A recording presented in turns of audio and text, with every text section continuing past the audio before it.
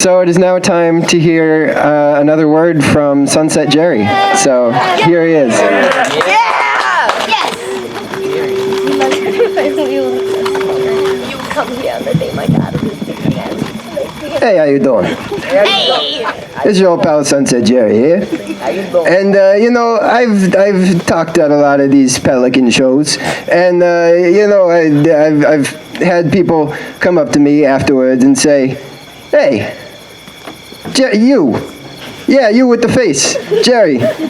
Well, what's your deal? Do you have a job? Are you retired? What's going on?" And so I am here to put those concerns to rest, and I will tell you a little bit about myself. I'll tell you a little bit of a Jerry story, or a Jory, if you will, and a Jory if you won't. But so years ago, back in the day, after I graduated from high school, I joined the Army. But I could never hurt nobody, so they gave me a flute, and I played in the Army band. Did that for about 4 years. Made a lot of nice friends, nice pals, nice musician folk. And after that, I wanted to get working, so I worked as a PE teacher in a middle school, which was a lot of fun. We would do the sports all the time. That was a good time, until the incident. It was a nice warm spring day. It was a Friday. The students were about to go home for the weekend. They were having fun. It was a great time. We were playing baseball, as that was the popular sport at the time, and still is, but also was at the time. And I was pitching, and Seymour was up to bat, and Seymour was quite skilled at baseball, as I later found out. And I pitched him the ball, and he hit it directly at my knee. Completely decapped my knee. And it took quite a while for that to heal. I had to get some surgery done, and the healing process took about 2 years, so I was quite bored in that time.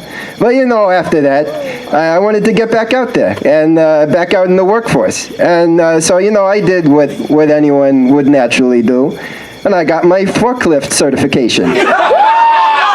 So, I was moving boxes for a company that had dealt with a lot of boxes for about 15, 20 years. And, made a lot of nice friends there. There are a lot of good fellas that work there. But, my one claim to fame in that regard was that I was featured in an episode of Law and Order SVU. Now, I was credited as man in background moving boxes on a forklift #2. Now, my buddy Paulie, he was #1, and I'll be honest, I was quite miffed that I was not #1, because I had been working there much longer than him. How dare he get the credit of man in forklift #1?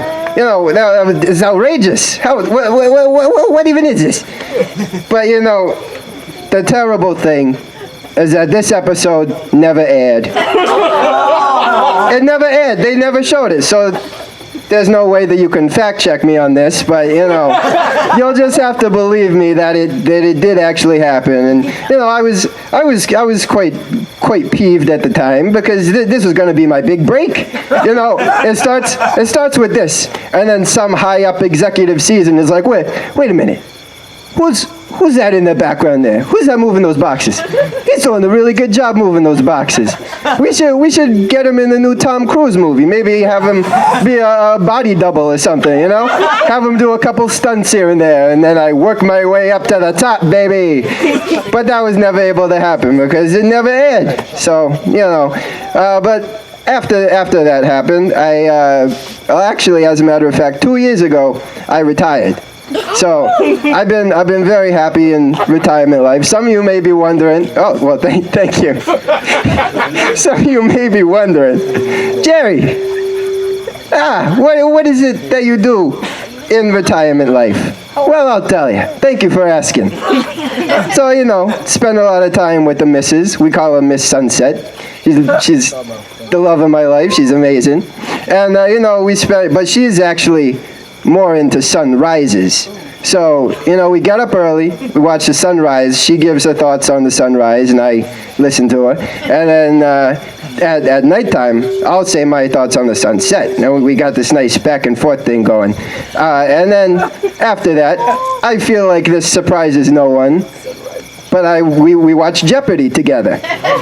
Now, I am the physical embodiment of the demographic of Jeopardy, I feel. And one thing that happens when you're watching public television is that the ads that come on are a bit targeted toward the demographic that is watching the shows.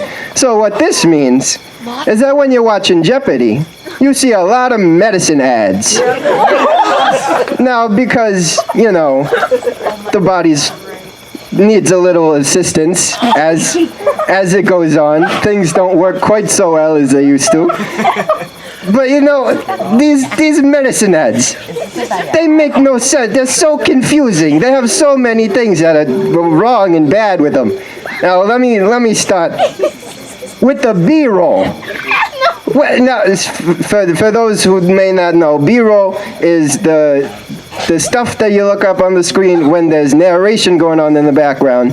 And for these medicine commercials, it'll show just random activities being done in various locations. Like, you'll have someone going to a concert, and they got like their hands on their knees and they're smiling a little bit. Or they're walking over a bridge in a park. Or they're playing badminton with some kid. That's supposed to be their son or nephew or whatever. But it makes no sense. I mean, what they're supposed to be is like, look how great your life could be if you take this medicine. You too could go to a concert. But it confuses. And another thing about this B-roll is that it all looks the same in every single commercial. So that leads me to believe that there's just one guy who's in charge of all of the footage for all these commercials.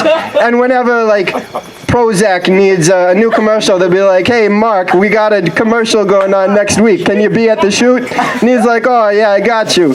And he shows up and he's like, hey, this kid is going to be your grandson, play polo with him today. And he's like, okay. And then they just go on. And another thing about these ads is that you're watching it, and at the very end of the commercial, they talk very fast. Now, this is so that in this part of the ad, they're saying all the bad things that they don't want you to hear about. Because when you say it fast, it's hard to comprehend what they're saying. So you're left kind of dazed and confused, like, well, wait, what did he just say? And then it's over, and you can't go back and rewind it because it's television.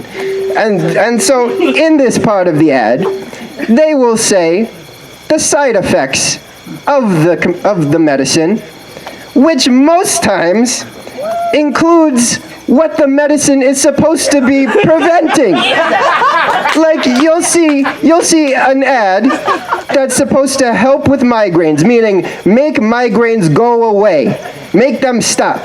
And at the end of the commercial, they'll say side effects may include migraines. What is this? Why would you do that? Why would I buy this medicine? It doesn't make any sense. And another thing about the ads, I promise it's the last thing. I'm very passionate about these ads. But they'll say, don't take this medicine if you're allergic to this medicine. How am I supposed to know? I've never had it. What am I supposed to do? Just trust that I'm not allergic and take and be like, oh, I guess I was allergic. I guess I'll know next time I'm in CVS not to get this one because the ad said so.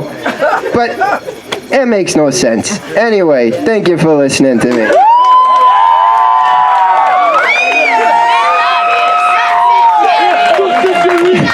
Thank you very much, Jerry.